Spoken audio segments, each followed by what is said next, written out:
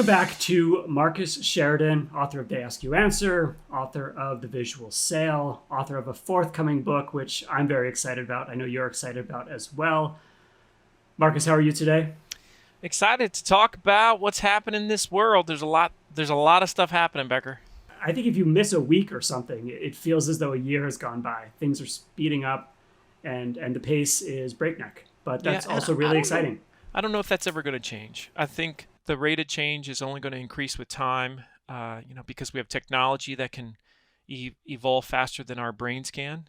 It's gonna push us, and I think the big battle going forward is just the those companies that have the ability to stay with what's actually happening in the world from a tech perspective, right?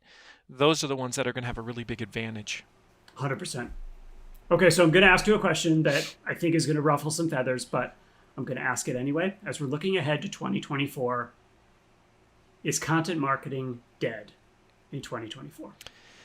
Is content marketing dead in 2024? well, considering direct mail is not dead in 2024, I'd venture to say that content marketing is not dead either. Now, there are some things that are changing that we need to be aware of, especially when it comes to generative search and what that really means. Because if some people, when they hear content marketing, what they're thinking is producing content to rank in search engine results. And we have to remember that's a very small portion of what content marketing and They Ask You Answer actually are. So much more than that. And so if we think about what's going to happen, let's be hypothetical. Let's say hypothetically that over the next 5 years, that Google is no more, doesn't exist. And therefore, you can't use Google Ads to drive traffic to your website. And at this point, you can't rank in search engine results because there are no search engine results, which, by the way, we don't know what this is going to look like. It's all speculation.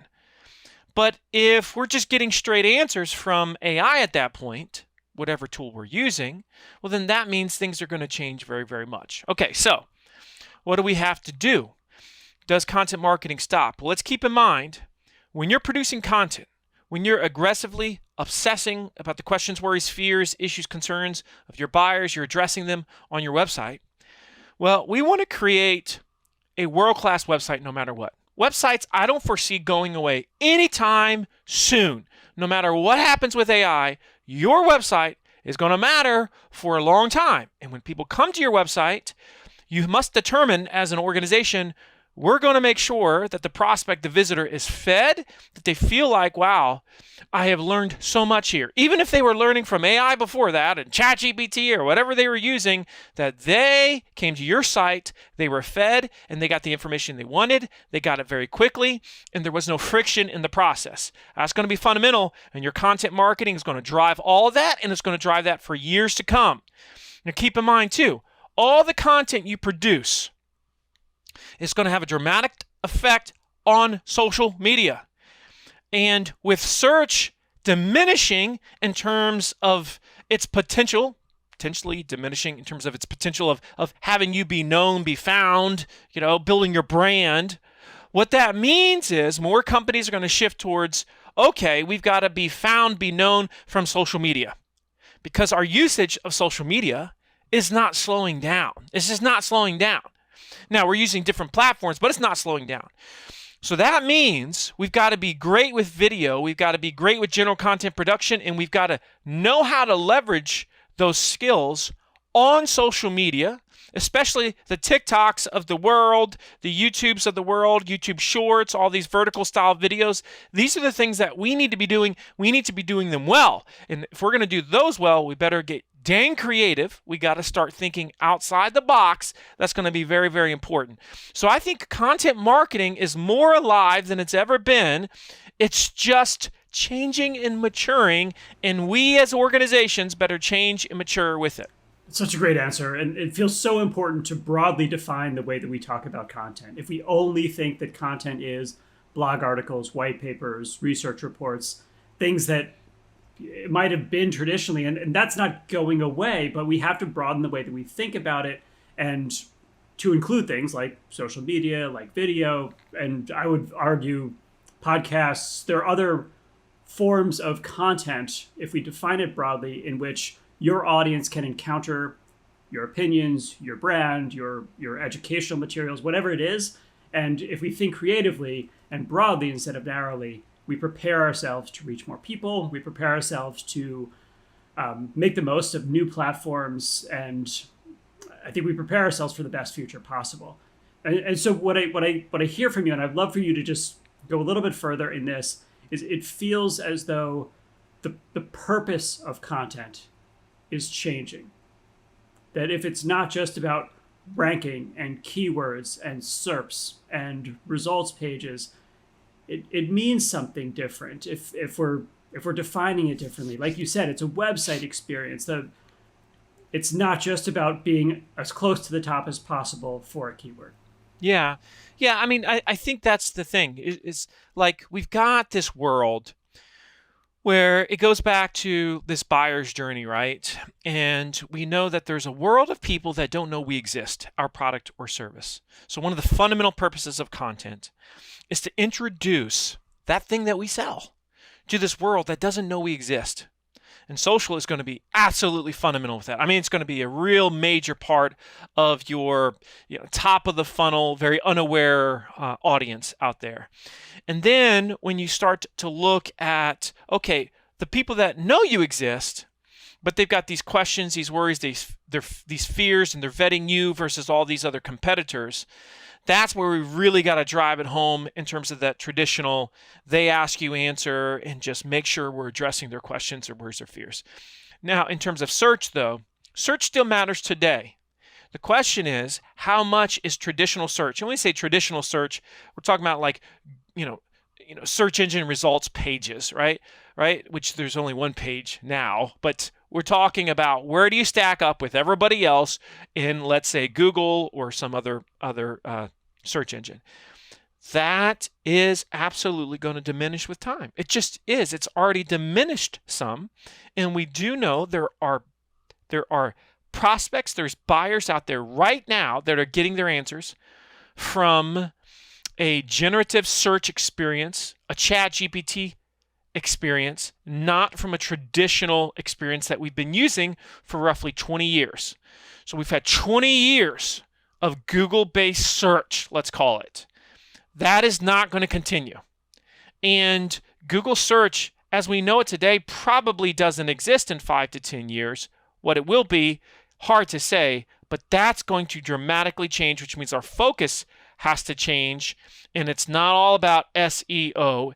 This is also why SEO companies are in trouble if they don't make a massive shift as well. I wouldn't want to be an SEO only company right now because that would be a scary business to be in. It's under major, major threat. Yeah. So I love that you talked about potential buyers who don't know that you exist and buyers who have questions and concerns and worries and fears and a lot of what you talk about in books and elsewhere. And I think there's also a group in the middle who knows that you exist, but are not in a position for whatever reason to buy at this given time.